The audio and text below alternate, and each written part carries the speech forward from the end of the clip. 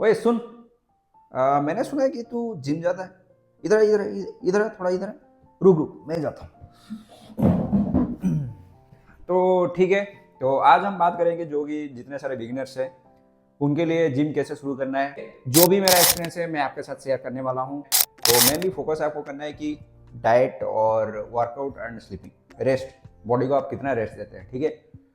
तो ये शुरू करने से पहले जिसको भी जिम वर्कआउट रिलेटेड वीडियो चाहिए और अच्छा लगता है, यूट्यूब में तो बहुत भरा पड़ा है। ठीक है। मैं भी वहीं से दिख दिख के सीखा हूँ, ऐसे कोई बड़ी बात नहीं है। तो जिसको भी चाहिए, जो भी सवाल है कमेंट में बता सकते हैं, मैं आंसर देने के लिए ट्राई करूँगा। तो आज का ये जो वीडियो है रहेगा डाइट के ऊपर, स्लीप के ऊपर, रेस्ट के ऊपर, एक बिगिनर कैसा शुरू कर सकता है वर्कआउट।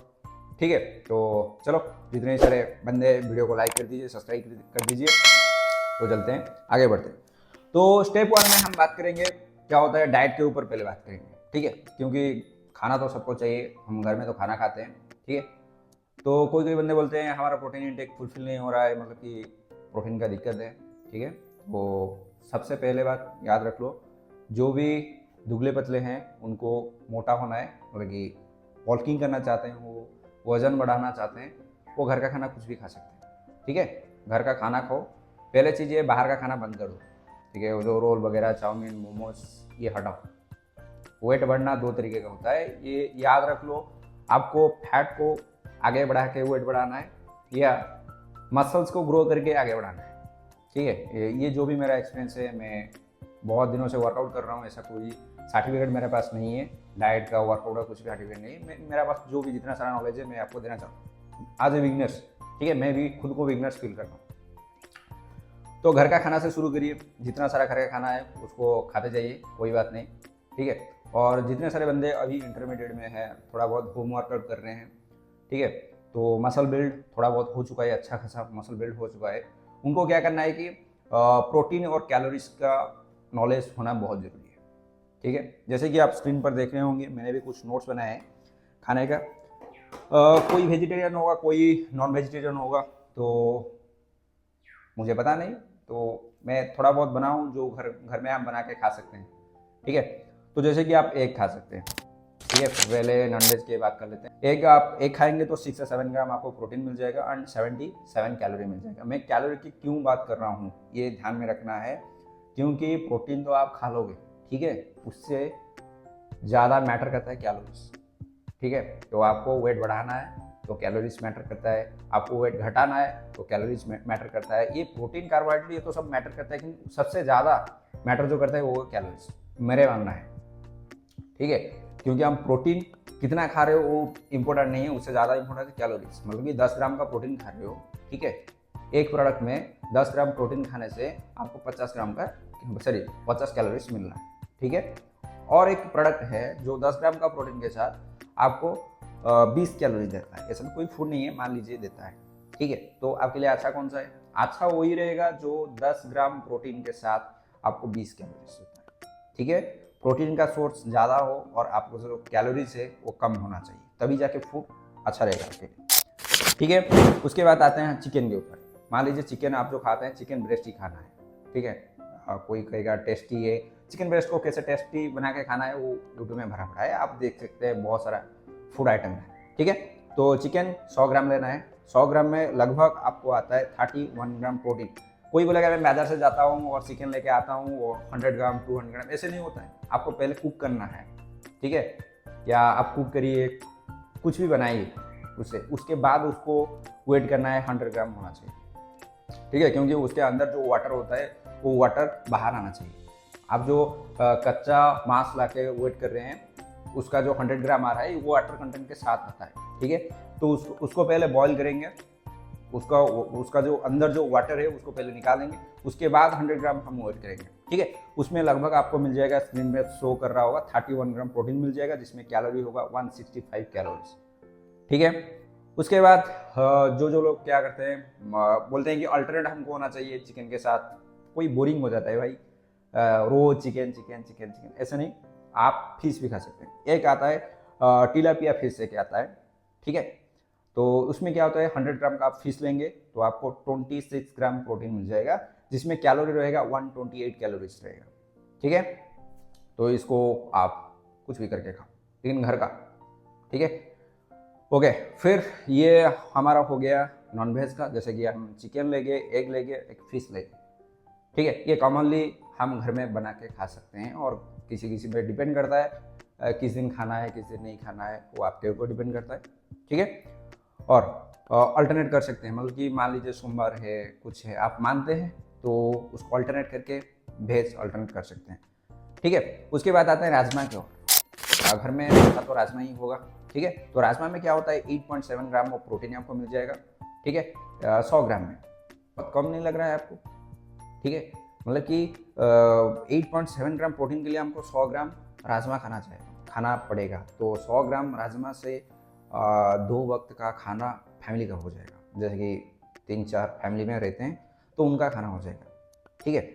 तो हाल ही में हम बात करते हैं, उसके बाद मैं बताऊंगा, वो कुछ थोड़ा बात बताऊंगा, एंड तक बनेगा। उसके बाद हम सोया चंक्स लेते हैं। सोया चंक्स 100 ग्राम सोया चंक्स में आपका आता है प्रोटीन, 52 ग्राम प्रोटीन आता है, जिसमें आता है आपका 345 कैलोरीज आता है, ठीक है।